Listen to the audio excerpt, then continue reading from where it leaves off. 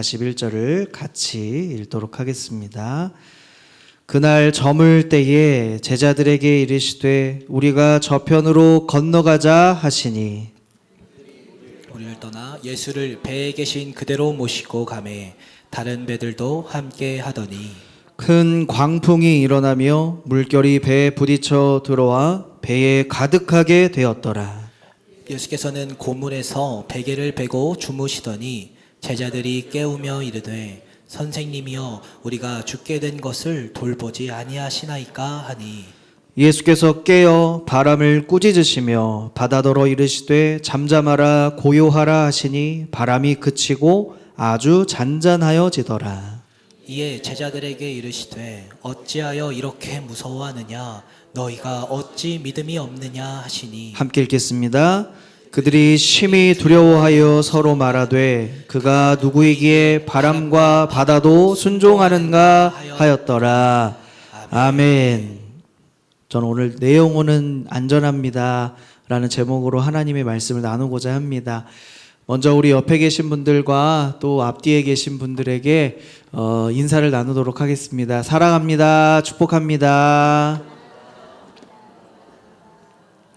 우리 한 번 더 인사하실 때 제목처럼 이렇게 인사했으면 좋겠습니다. 우리의 영혼은 안전합니다. 네, 믿으십니까? 아멘.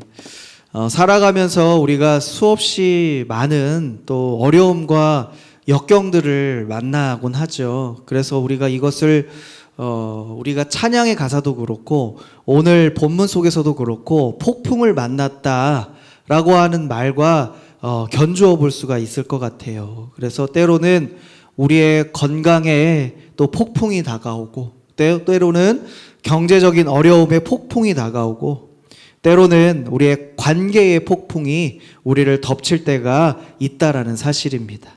그런데 그 폭풍을 만나면 우리가 오늘 이 본문처럼요, 흔히 우리가 두려워하기도 하고 또 하나님께서 정말 우리와 함께 계시는가 라는 그 의심의 마음이 들기도 한다는 사실입니다.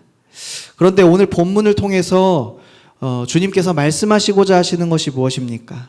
그런 폭풍이 우리에게 다가와도 하나님이 우리를 지키시고 또 평안함과 믿음을 주시는 그 하나님의 놀라운 은혜를 오늘 우리가 함께 나누기를 간절히 소망합니다. 오늘 본문을 보면은요, 제자들이 지금 무엇을 만났죠? 광풍을 만났다라고 말씀하고 있어요. 37절에 보니까 큰 광풍이 일어나며 큰 광풍을 지금 제자들이 만났습니다. 제자들이 광풍을 만나서 마음이 어떻죠? 두려워하고 있습니다. 여기서 제자들이 만난 그 큰 광풍이 도대체 무엇인가 라는 것을 우리가 먼저 살펴봐야 합니다. 원래 이것은요, 우리가 흔히 뉴스를 보면 또 미국의 어떤 환경들을 보면 회오리 바람이 치는 것을 우리가 매체들 통하여 보게 되기도 하죠. 그래서 회오리 바람이 치는 격렬한 폭풍을 얘기를 합니다. 그러니까 이것은 그냥 단순히 말 그대로 폭풍으로 끝나는 것이 아니라 격렬하고도 강하고 너무나도 큰 폭풍이다 라고 우리가 생각할 수가 있어요. 그런데 제자들이 지금 있는 곳이 어디냐면 갈릴리 바다 위입니다. 갈릴리 바다. 여러분, 갈릴리 바다는 어떤 곳이냐면 이렇게 갈릴리 바다 하면 해수면이 있지 않습니까? 해수면이 이렇게 있는데 원래 보통 바다의 해수면보다 이 갈릴리의 이 바다의 해수면이 훨씬 더 낮아요. 그래서 200m 정도 더 낮다고 합니다. 일반적인 큰 바다의 해수면보다 200m 정도 낮은 곳에 위치해 있고 주변에는 산들이 있어요. 주변에는 산들이 있어서 바람이 한번 일어나면 갑작스럽게 돌풍이 일어나고 그 바람으로 인하여 무엇이 일어난다고 하는 거예요? 돌풍, 폭풍, 큰 폭풍이 일어난다라고 하는 거예요. 그런데 여기서 제자들이 지금 이 큰 폭풍을 만나서 마음이 어떻다고 했죠? 두려워하고 있다고 합니다. 두려워하고 있다. 이곳에 지금 어떤 제자들이 있냐면 어부인 제자들도 있어요. 그래서 갈릴리 바다가 매우 친숙한 이 제자들도 있다라는 것입니다. 그런데 이 제자들이 지금 당황하고 있어요.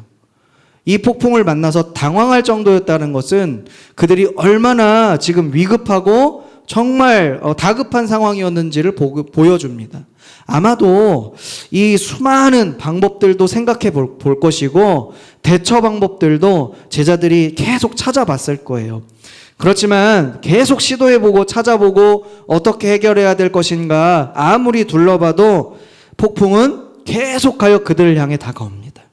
멈추지 않아요. 그들을 가만두지 않고 이리저리 휘청이고 또 쓰러지고 또 넘어지고 또 다치고 아마도 그러한 순간들을 제자들이 겪고 있습니다. 그런데 중요한 것은 무엇이냐면 제자들이 지금 바라보고 집중하는 것이 무엇일까요? 큰 광풍이겠죠. 큰 광풍을 바라보고 집중하였기 때문에 지금 제자들 눈에는 무엇이 보입니까? 광풍이 보여요. 매서운 바람이 보이고 매서운 파도가 보이고 그들을 집어삼킬 듯이 다가오는 광풍을 집중하여 바라볼 수밖에 없었다는 거예요. 그래서 무엇을 볼 수가 없었을까요? 지금 그 배에 누가 함께 계시죠? 예수님이 함께 계시는데 예수님은 전혀 생각지도 않고 바라볼 수조차 없었다는 것이 그들에게 지금 가장 큰 문제입니다.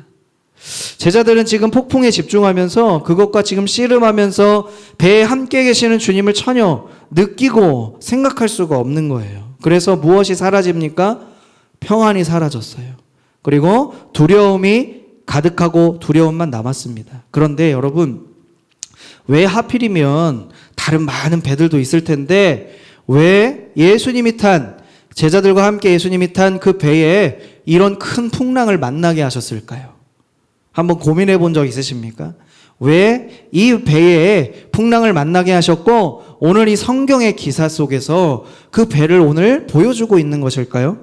오늘 이 사건 이전에 어떤 일들이 있었는지 보면 왜 이 풍랑을 만나게 하셨는지를 우리가 조금 알 수 있어요. 예수님은요, 이 풍랑을 만나기 전에 많은 사람들을 가르치셨습니다. 많은 사람들을 가르치셨는데 무엇을 가르치셨을까요?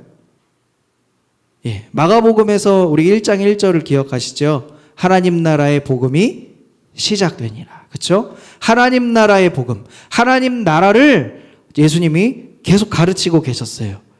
마가복음 4장 11절에도 이렇게 말씀하고 있어요. 같이 읽겠습니다. 이르시되 하나님 나라의 비밀을 너희에게는 주었으나 외인에게는 모든 것을 비유로 하나니. 예수님이 제자들에게 무엇을 알려주셨어요? 하나님 나라의 비밀을 알려주셨어요. 제자들에게는 알려주셨지만 다른 사람들에게는 이것이 마치 수수께끼 같은 거예요. 도대체 하나님 나라가 뭐냐? 그래서 예수님께서 무엇으로 계속 말씀하시냐면 비유로 계속 말씀하세요. 사람들이 깨닫도록 비유로 계속 말씀하시지만 하나님 나라의 비밀을 모르는 자들은 이것이 수수께끼처럼 들리는 것입니다. 제자들에게 하나님 나라의 비밀이 주어졌을까요? 안 주어졌을까요? 지금 말씀은 주어졌다, 알려졌다 라고 말씀하고 있습니다. 제자들은 알고 있었어요. 그런데 지금 현재 무엇을 마주하고 있죠? 광풍을 마주하고 있잖아요. 하나님 나라의 비밀을 아는 자들이 큰 광풍을 만났을 때 어떻게 반응하는가 하는 거예요. 큰 어려운 문제, 내 앞에 큰 폭풍과 같은 문제를 만나자 무엇이 사라집니까? 하나님 나라에 대한 그 비밀과 그 하나님 나라의 은혜가 점점 사라져가고 멀게 느껴져 가는 것을 보게 됩니다. 하나님 나라는 무엇이라고 말씀에 나오죠? 의와 평강과 희락이니라. 다시 한번요. 하나님 나라는 의와 평강과 희락입니다. 우리 이것을 알고 있어요. 믿고 있어요. 큰 광풍을 근데 만나면 어떻게 됩니까? 그것은 고사하고요. 지금 내가 죽을 지경입니다, 하나님. 지금 내가 죽겠습니다, 하나님. 어떻게 할까요? 이것만 바라보게 된다는 거예요.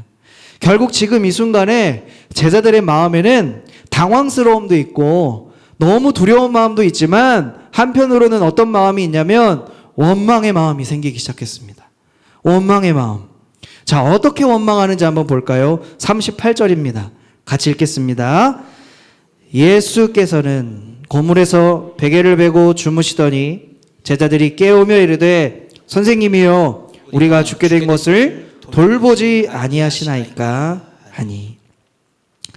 마가복음을 기록한 이 마가가요, 예수님을 원래 어떤 모습으로 표현하고 싶었냐면 고난을 받는 종의 모습으로 이 마가복음을 쭉 기록하고 있어요. 그래서 예수님이 종으로서 어떻게 하나님 말씀에 순종하고 어떻게 하나님을 섬기고 또 사람들을 사랑하셨는지를 강조하고 싶은 책이 뭐냐면 바로 마가복음인 거예요. 그런데 그렇게 보면 예수님께서 오늘 이 38절의 말씀을 보면 예수님께서 지금 어디에서 주무시고 계세요? 배의 고물에서 베개를 베고 주무신다. 지금 무엇을 만난 상황인데요? 광풍을 만난 상황인데요. 고물이라고 하는 건 우리가 쉽게 얘기하면 짱 박혀 있는 거예요. 아무도 안 보는 곳. 어딘가에 지금 짱 박혀가지고 지금 베개를 베고 주무시고 계시는 모습을 한번 상상해 보세요. 여러분들이라면 아마 곤히 자겠습니까? 못 자겠습니까? 저라면 절대 못 잘 것 같아요. 예, 저라면 절대 못 잘 것 같아요. 제가 이제 군대를 해군을 갔다 왔는데 배를 탄 적이 있어요. 그래서 배를 타면 배가 흔들릴 때 좌우로 흔들리는 것도 있지만 앞뒤로 흔들리는 게 있어요. 그러니까 그걸 경험하면요, 다 쏟아내거든요. 다 토하고 머리도 어지럽고 그냥 누워만 있어야 되는 거예요. 그래서 이 배를 타면은 가만히 있을 수가 없다는 거죠. 그래서 그냥 누워만 있을 수밖에 없고, 그리고 예수님을 종으로서 표현하지 않았습니까? 마가복음은. 그래서 예수님께서 사역을 어떻게 그동안 하셨는가를 이 말씀을 통해서도 우리가 살짝 엿볼 수가 있는 거예요. 예수님이 도대체 얼마나 피곤하면 그 광풍을 만난 배 안에서도 주무실 수 있을까? 이것도 한번 상상해 볼 수 있지 않습니까? 그래서 예수님을 한번 30년 정도 예수님께서 사역을 준비하시고, 그리고 공생애를 몇 년 정도 하셨죠? 3년 정도 하셨죠. 그래서 약 한 33살 정도에 이제 십자가를 지고 죽으시고 부활하셨다라는 그런 나이가 대략 역사학자들 통해서 이제 증명이 되고 있습니다. 그래서 예수님께서 30년 정도 사역을 준비하시고 3년의 사역을 하시고 죽으셨는데, 우리 성도님들께서 보시기에 예수님께서 공생의 3년을 어떻게 보내셨을지 한번 상상해 보세요. 짐작이 한번 되십니까? 아마 제 생각엔 쉴 틈이 진짜 없었을 거예요. 전혀 없었다고 해도 과언이 아닙니다. 왜냐하면 예수님께서 그렇게 말씀하셨거든요. 여우도 굴이 있는데 인자는 머리 둘 곳이 없다라고까지 얘기하셨고요. 그리고 예수님께서는 늘 한적한 곳에 가셔서 무엇 하셨죠? 기도하셨죠. 사람을 피하셔서 때로는 사역 준비를 위해서, 하나님의 지혜를 얻기 위해서, 능력을 얻기 위해서 때로는 쉼이 필요하셨고 기도하는 시간이 필요하셨다는 거예요. 오늘 이 광풍이 일어나는데도 예수님께서는 지금 베개를 베고 주무시고 계셨다는 것은 예수님의 사역이 그동안 얼마나 피곤하셨는지를 볼 수 있는 것입니다. 근데 그런 상황 속에서 지금 제자들이 어떻게 말했을까요? 제자들이 원망의 마음을 품고 예수님을 향하여 오늘 우리가 죽게 된 것을 돌보지 않았다, 이렇게 얘기합니다. 우리가 죽게 된 것을 어떻게 하지 않았다? 돌보지 않았다. 그러니까 예수님을 어떻게 표현하는 거냐면요, 예수님을 방관자로 얘기하는 것이고 예수님을 무관심한 사람으로 지금 제자들이 몰아가고 있습니다. 우리가 보통 아픔을 경험하면 어떤 생각이 드세요? 내 아픔이 다른 사람이 당한 아픔보다 더 크게 느껴질 때가 있습니다. 그래서 내 아픔이 제일 아파, 이렇게 생각할 때가 있어요. 군 생활을 할 때도 내가 있는 곳이 제일 힘들다, 이렇게 얘기한 거 들어보신 적 있으세요? 공익근무를 해도 거기가 제일 힘들다. 그렇죠? 어디를 가도 내가 있는 곳이 제일 힘들다, 이렇게 얘기하는 것이 있잖아요. 제자들도 지금 우리 문제가 제일 중요하다고 지금 소리치고 있는 거예요. 내 문제가 지금 제일 중요합니다, 예수님. 저 광풍이 우리를 죽게 할 것처럼 지금 보인다는 거예요. 지금 제자들에게 필요한 것이 무엇입니까? 제자들에게 필요한 것이 무엇이죠? 주님을 찾고 주님의 도움을 구하는 것입니다. 제자들이 주님을 찾는 일은 오늘 너무 잘한 거예요. 왜냐하면 제자들이 지금 예수님을 깨웠잖아요. 예수님을 찾았잖아요. 그래서 예수님을 찾고 예수님께 말을 했잖아요. 도와달라고. 그래서 너무 잘한 거예요, 제자들은. 그런데 한 가지 예수님을 향한 오해가 있었습니다. 예수님은 제자들을 돌보시는 분이십니까? 아닙니까? 예, 다시 한번 질문 드릴게요. 예수님은 제자들을 돌보시는 분이십니까? 아니십니까? 돌보시는 분이세요. 여러분, 저와 여러분을 예수님은 돌보십니까? 안 돌보십니까? 돌보세요. 그런데 39절을 한번 읽어보겠습니다. 39절. 예수께서 깨어 바람을 꾸짖으시며 바다더러 이르시되 잠잠하라 고요하라 하시니 바람이 그치고 아주 잔잔하여지더라. 한 번만 더 읽어보겠습니다. 예수께서 깨어 바람을 꾸짖으시며 바다더러 이르시되 잠잠하라 고요하라 하시니 바람이 그치고 아주 잔잔하여지더라. 아마도 이 상황에 대한 이 구절 그리고 이 말씀은요, 우리가 너무 많이 들으셔서 아셔서 그냥 지나치는 경우가 있는데, 잘 보면요, 예수님은 먼저 주무셨습니까? 깨셨습니까? 잠에서 깨셨어요. 깨시고 제자들의 부름을 모른 척 하셨어요? 아니면 반응하셨어요? 반응하셨죠. 예수님께서 깨어 반응하셨습니다. 어떻게 보면요, 예수님께서 너무 피곤해서 자고 있었는데, 예수님이 저라면, 제가 예수님이라면 왜 깨웠느냐 이렇게 꾸짖을 수도 있거든요. 그런데 그들을 꾸짖지 아니하시고 제자들을 꾸짖지 않으시고 무엇을 꾸짖으세요? 바람을 꾸짖으시고 바다를 잠잠하게 하셨어요. 예수님은 제자들에게 이렇게 얘기하지 않으셨어요. 얘들아, 배를 조금만 더 튼튼하게 만들지 그랬냐? 배가 좀 안 흔들리도록 더 크게, 더 잘 할 수 있지 않냐? 그리고 돛을 더 조금 잘 달았어야지. 그래야 이 풍랑이 오면, 바람이 불면 배가 잘 움직일 수 있도록, 균형을 잘 잡을 수 있도록 해야지. 그리고 이거 배 방향키를 누가 잡았냐? 왜 일로 가냐? 절로 가야지. 지금 예수님께서 제자들에게 이런 책임을 따져 물으셨습니까? 아니죠. 만약에 제가 예수님이라면 그랬을 것 같아요. 제자들에게 막 책망했을 것 같아요. 왜 그렇게 했느냐고. 그런데 예수님은 배를 탓하거나 제자들을 탓하지 않으셨습니다. 오히려 그들을 향해 달려오는 그 모든 폭풍과 바다, 그것들을 잠잠하게 하셨어요. 그러니까 제자들의 평안을 뺏으려고 하는 그 모든 것들을 예수님이 지금 조용하게 하셨고 고요하도록 다스리셨다는 사실입니다. 구약 성경에서 보면요, 예수님께서 이미 이러한 일들을 예언하셨습니다.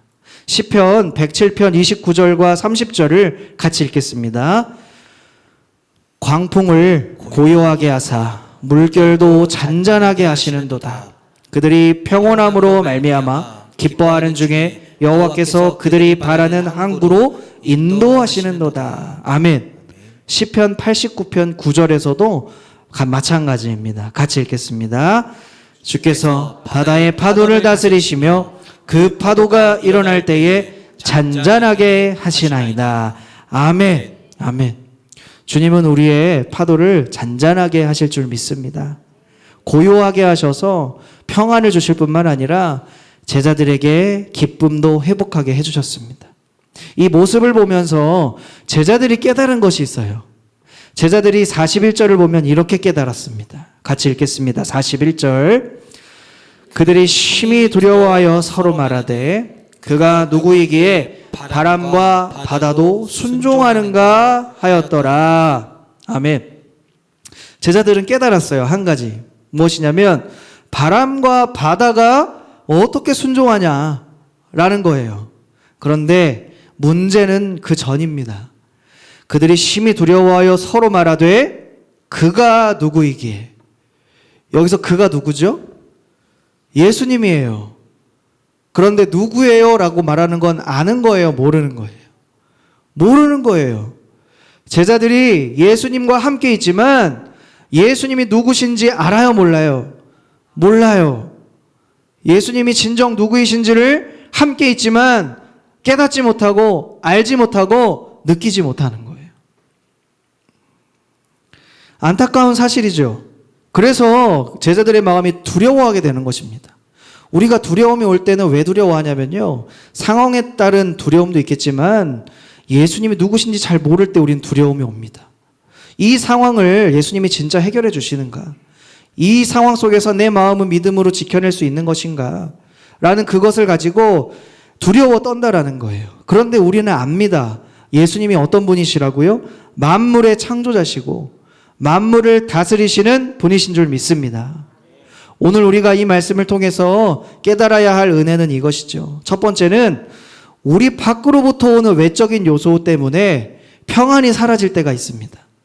그럴 때 주님께서는 그 모든 것을 그치게 하시고 친히 다스려 주신다는 사실을 기억하시기 바랍니다. 근데 그것을 경험하기 위해서는요, 제자들과 같이 우리가 주님을 찾고 불러야 합니다. 지금 제자들이 광풍을 만났을 때에 예수님을 찾고 불렀잖아요. 그럴 때 예수님이 어떻게 하셨다 그랬죠? 깨어, 그렇죠? 깨어 제자들에게 말씀하시고 또 잠잠하게 하셨죠. 그래서 우리가 주님께 반드시 기도하고 나아가면 주님은 반드시 어떻게 하신다고 약속하세요? 응답하여 주실 줄 믿습니다. 두 번째는 이것입니다. 우리가 거센 풍랑을 만날 때가 있습니다. 어려움을 닥칠 때가 있어요. 그럴 때 우리의 인생, 내 주인은 누구신가? 내 주인은 누구십니까? 하나님이신 거예요. 주님이신 거예요. 이것을 믿어야 하는 것이죠. 물에 빠진 사람이 외치는 그 한마디가 뭡니까? 뭐라고요? 살려주세요, 이거죠. 우리 큰 소리로 한번 외쳐볼까요? 시작. 살려주세요. 더 크게. 시작. 살려주세요. 예수님께 이렇게 외친 적 있으세요? 살려달라고? 생각해보니까 별로 없는 것 같아요. 예수님, 우리를 제발 살려주세요. 예수님, 우리를 제발 건져주세요. 제자들과 같은 심정이 우리의 심정이 되어야 합니다. 그래야 주님을 만날 수 있는 거예요. 그리고 주님이 우리를 만나 주십니다. 깨어서 주님이 반응해 주십니다. 오늘 우리가 그것이 없어서 그 기도를 드리지 않아서 어쩌면 예수님을 만나지 못하는 것 아닐까요? 제자들이 예수님께 자신의 그 모든 어려움, 그리고 그 속에서 주님의 이름을 부를 때에 그 모든 상황을 또한 맡겼을 때에 모든 바람과 파도를 잔잔하게 하셔서 평안하게 하시고 어려움을 이기게 하여 주셨습니다. 그런데 우리 가운데도 아마 여전히 풍랑을 헤쳐나갈 수 있게 해주는 것은 튼튼한 배가 아닐까. 아니면 똑똑한, 지략이 뛰어난, 지혜가 뛰어난 사람이 나와 함께 있으면 평안하지 않을까. 나에게 잘해주는 누군가가 있으면 평안하지 않을까. 그리고 어떤 은사들이 많은 사람들이 있는 곳에 가면 내가 좀 더 나아지고 평안하고 기뻐하지 않을까. 내 삶이 좀 안전해지지 않을까. 라는 생각을 하는 분들도 계실지 모르겠어요. 흔히 자녀를 이 풍랑 같은 세상 속에서 성공시키는 조건이 3가지 있다고 합니다. 혹시 들어보셨나요? 할아버지의 경제력. 예. 두 번째는 아버지의 무관심. 세 번째는 엄마의 정보력. 예. 이 3가지가 세상의 성공의 이 3가지 요건이라고 세상은 얘기를 하는 거예요. 그런데 오늘 말씀은 무엇입니까? 오늘 저와 여러분이 이런 풍랑을 만났을 때에 이 3가지를 의지하는 것이 아니라 오늘 제자들처럼 예수님을 부르짖기를 원합니다. 예수님을 부르고 예수님을 찾고 만나기를 소원합니다. 풍랑 가운데 우리의 인생을 주님께 맡기고 도움을 구하는 자에게 주님은 참 평안을 주심을 기억하시기 바랍니다. 그리고 우리가 꼭 기억해야 될 것이 있다면 이것이에요. 주님과 함께 탄 배는 흔들릴 수는 있어요. 그런데 오늘 배가 어떻게 됐죠? 침몰했습니까? 안 했습니까? 예, 침몰하지 않았어요. 큰 광풍이 와도 주님과 함께 있는 배는 침몰하지 않는다는 사실을 기억하시기 바랍니다. 주님과 함께 있는 그 삶을 우리는 압니다. 그래서 우리의 인생도 때로는요, 흔들릴 수가 있어요. 우리의 자녀들도 한번 생각해 보세요. 성장하면서 여러 가지 환경, 여러 가지 상황, 그 가운데서 흔들립니다. 그러나 제자들처럼 예수님께 기도하는 부모님이 되신다면, 예수님께 기도하는 우리의 가정이 된다면, 또 예수님께 기도하는 우리의 교회가 된다면, 파도가 아무리 거세고 힘차게 우리를 쳐와도 결코 침몰하지 않을 줄 믿습니다. 그렇게 기도하는 가정과 교회와 나라와 민족을요, 주님은 계속하여 사용하여 와 오셨어요. 폭풍 속에서 예수님은 우리에게 이런 믿음을 이제 요구하십니다. 40절의 말씀 같이 읽겠습니다. 이에 제자들에게 이르시되 어찌하여 이렇게 무서워하느냐? 너희가 어찌 믿음이 없느냐 하시니. 아멘. 제자들이 예수님을 깨운 것을 예수님이 책망하신 것은 아니었죠. 믿음이 없는 것을, 또 믿음이 없어서 두려워한 것을 책망한 것입니다. 큰 광풍을 만날 때 우리가 평안을 잃어버리기가 너무 쉬워요. 그런데 이 거센 풍랑의 밤에 우리가 할 수 있는 일은 무엇입니까? 하나님의 일하심을 믿는 것입니다. 하나님의 일하심을 믿는 거예요. 하나님의 함께하심을 믿는 거예요. 영국에 찰스 스펄전 목사님이라는 목사님이 있어요. 그래서 유명한 설교가이시기도 합니다. 그래서 수십 년 동안 이제 목회하시고 설교하시면서 무엇을 가지고 계셨냐면 우울증을 가지고 계셨대요. 우울증을 가지고 끝없이 싸우시면서 고난 속에서 만난 예수 그리스도의 은혜를 계속 간증하셨대요. 그래서 이렇게 간증한 것을 제가 본 적이 있습니다. 한번 보여주실래요? 예, 한번 같이 읽어볼까요? 시련이 오히려 예수 그리스도를 더 깊이 알게 하는 통로가 되었고, 그때 주님과의 만남이 나의 신앙을 평생 지탱하는 닻이 되었습니다. 아멘. 말씀을 좀 정리하겠습니다. 우리의 인생의 배는 계속 항해할 것입니다. 잔잔한 바다를 만날 때도 있고요. 때로는 거친 폭풍을 만날 때도 있습니다. 그때 예수님이 우리 배에 타고 계심을 기억하시길 바랍니다. 우리 교회에 함께 하시고, 우리 가정에 함께 하시고, 우리의 일터에, 그리고 우리가 만나는 관계 속에서 반드시 함께 하십니다. 주무시는 것 같아도, 그리고 침묵하시는 것 같이 느껴질지라도 주님은 우리와 함께 계셔서 언제나 도움을 주시고 또 평안으로 역사하여 주십니다. 그래서 주님과 함께 탄 배는 우리가 흔들릴 수 있지만 결코 침몰하지 않는다는 사실을 기억하시기 바랍니다. 주님의 오른손이 우리를 붙들고 계심을 믿으시기 바랍니다. 마침내 우리 인생에 배에 함께 주님이 타고 계셔서 소원의 항구로 인도하실 것을 믿으시고 이 놀라운 은혜가 우리 모두에게 임하기를 살아계신 예수님의 이름으로 간절히 축복합니다. 아멘. 우리 찬양하고 우리 기도의 자리로 나아가겠습니다. 우리 주품에 품으소서 함께 찬양하겠습니다.